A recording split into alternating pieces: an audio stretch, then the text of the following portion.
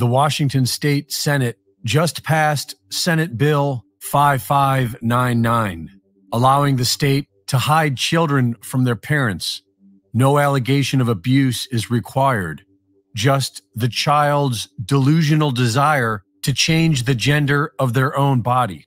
The bill compels state-licensed youth shelters to act as accomplices in castrating children without their parents' knowledge, and allocates over $7 million to pay for the surgical and pharmaceutical castrations. According to this new law, if a child shows up at a youth shelter in Washington state and expresses the desire to change the gender of their body, claiming that their parents are against it, then the youth shelter is legally obligated to not notify the parents of the child's location, but rather to funnel that child into the destructive and horrific world of transgenderism, paid for by the state of Washington with taxpayer dollars. And it's not limited to Washington residences. Any young, confused, runaway child can now make their way to Washington to get castrated by the government without their parents ever being notified.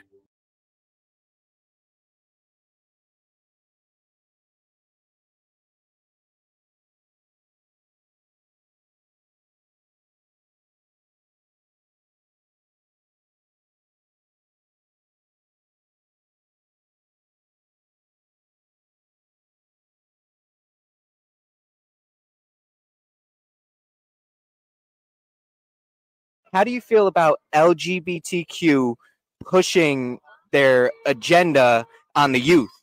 There is no agenda. You are speaking to the LGBT.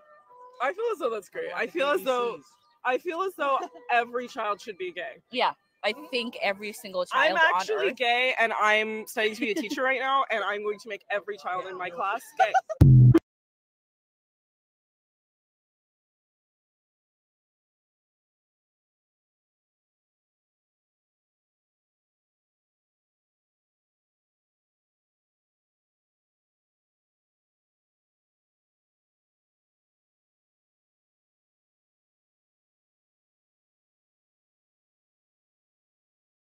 You just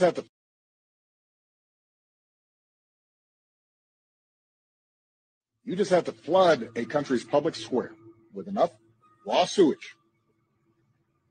You just have to raise enough questions, spread enough dirt,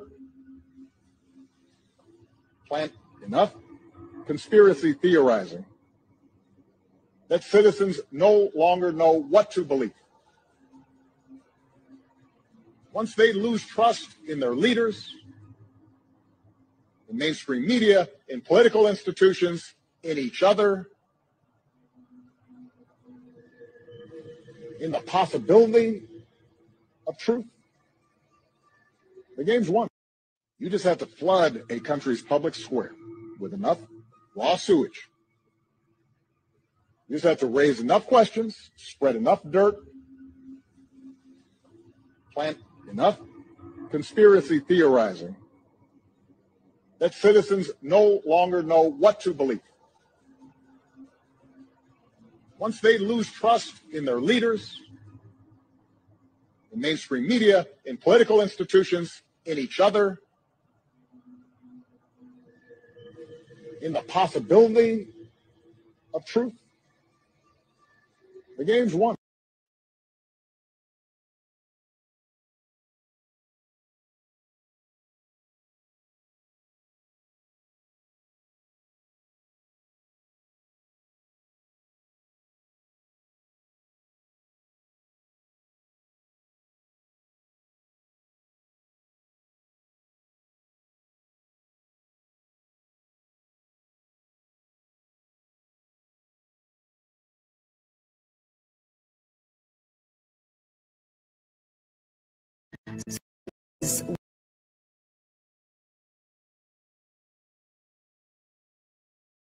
So in 2013, it was legalized in the United States to propagandize its citizens.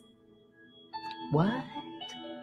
Like, that's some scary third world stuff going on. That's the kind of stuff that people use to topple governments, to take away freedoms.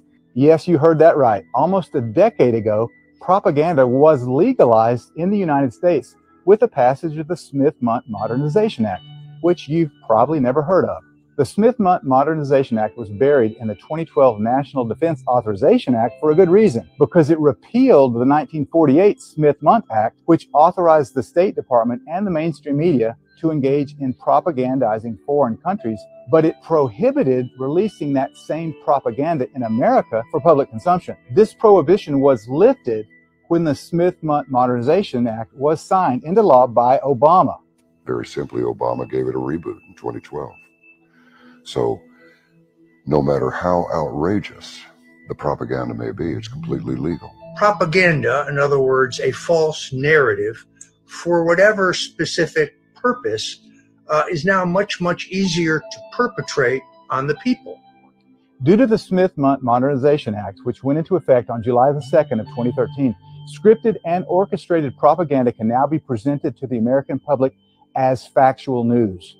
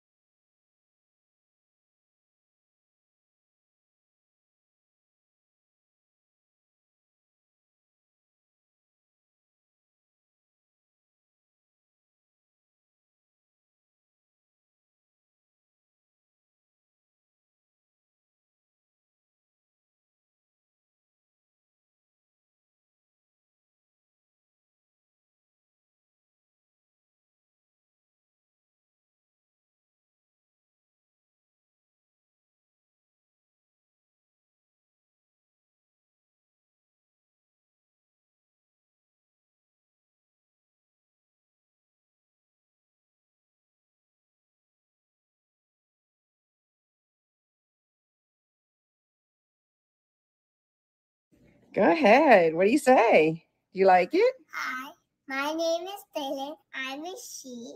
Yes. And what else did I Do you want to show everybody what you look like with your clothes? You like that, huh? Are you happy, baby? Yes. Mommy's happy for you.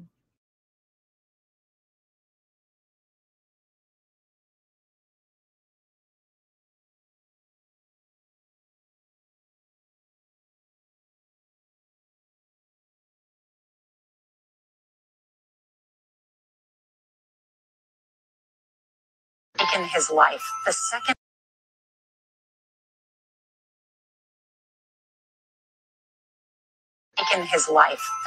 NYPD suicide in 2 days. The police commissioner has declared a mental health crisis in his department. And he spoke today with our Jeff Begaze. Robert Echeverria died of a self-inflicted gunshot wound at home last night.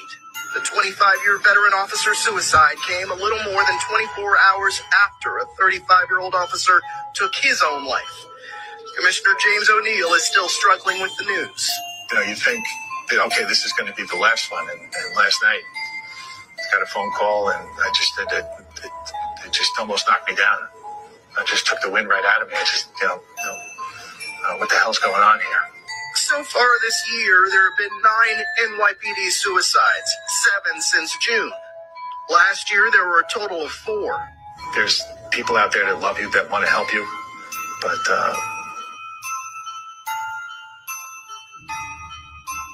was critical of how the city has responded to these suicides. And it accused the NYPD of destroying the careers of officers who reach out. Has just died by suicide. It's the 10th suicide so far this year. News 4's Gus Rosendale is live at the site of the shooting in Queens. Gus, what can you tell us?